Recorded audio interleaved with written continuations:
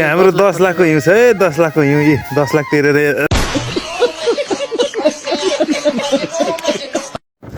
ए सबै हिउँ परेको छ है। हिउँ गाह्रो छ। सबै हिउँ छ। ड्युटी जाँदैछ माथि चाहिँ होइन। माइनस कति 17सम्म पुग्छ भनेको छ यहाँ। सबै हिउँ छ होइन। बाटो हिँड्ने गाह्रो छैन। गाडी आइसकेको छ अरे। के गर्नु, गाह्रो छ। युरोप बसाइ सबैले युरोप गयो, पैसा कमायो, डलर कमायो भन्छ नि, यस्तो छ है हालत। एकदम गाह्रो छ। लाखौँ खर्च गरेर सुन्दर भविष्यको सपना देख्दै कोसौँ टाढा रातै नपर्ने यो युरोप सहरमा आएका यी पाइलाहरूले अहिले अघि बढिरहेका छन्।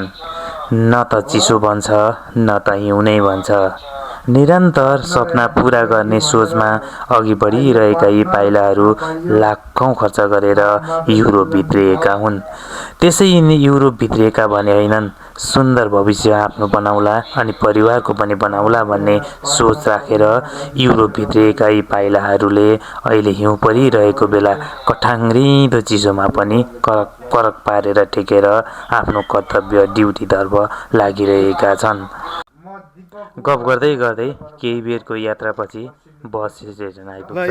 बस स्टेसन आइपुग्न पनि निकै दुःख कष्ट गर्नुपर्छ।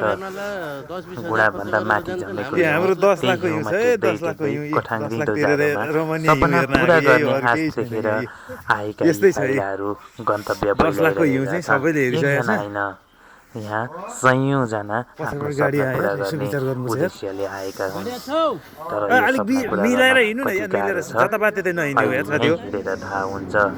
कठेराउँदो चिसोमा अनि घुँडाभरि हिउँ परेको गाह्रो छ। आफ्नो सपना पुरा गर्ने सोच राखेर अघि बढिरहेका यी पाइलाहरू खै कहाँ गएर रोकिन्छन् थाहा छैन। हामीले नजिक गएर कुरा गऱ्यौँ। भर्खर आएको पनि 2-4 महिना भयो। सुन्दर सपना अनि उज्जवल भविष्य बनाउने सोच देखेर युरोप आएका यी पाइलाहरू सेतो हिउँसँगै घर लाँदैछ है। आउनु ल।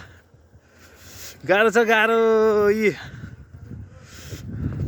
सबैले युरोप गएको, डलर कमाएको देख्छन् होइन। यो चाहिँ गाह्रो छ। 2-3 फुटभन्दा माथि हिउँ परेको छ।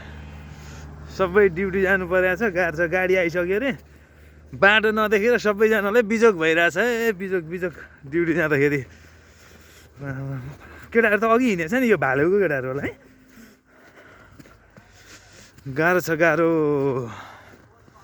सबै हिउँ छ है। ड्युटी जानुपर्ने, गाडी लाग्ने ठाउँ पनि आएको छैन होइन। कहाँबाट हो माकुरी त्यो काट्ने? यहाँबाट होइन?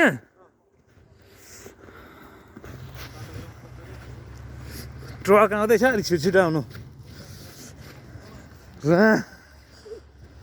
जामा लाउने यताबाट हिँड्नु यार, गाह्रो छ। भास्यो राममा, गाह्रो छ, गाह्रो।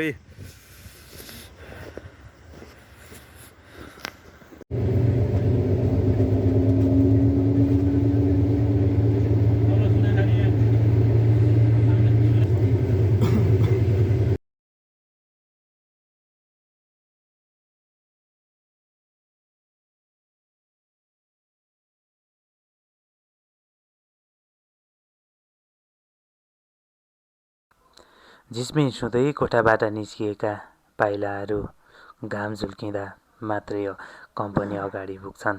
साँच्चै नै आफ्नो सुन्दर भविष्यको अगाडि लोभलाग्दो हिउँ टल्किएको अनि त्यही हिउँ सँगसँगै उज्जवल भविष्य देखेर लम्किरहेका यी पाइलाहरू साँच्चै नै रमाइला छन्।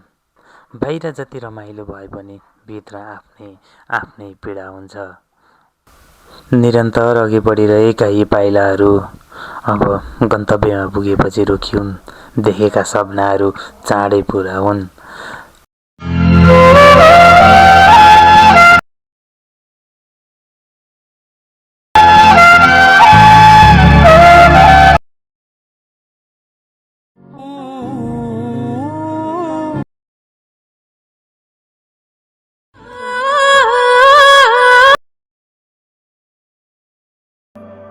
उसका दिल यहीं रह जाता है।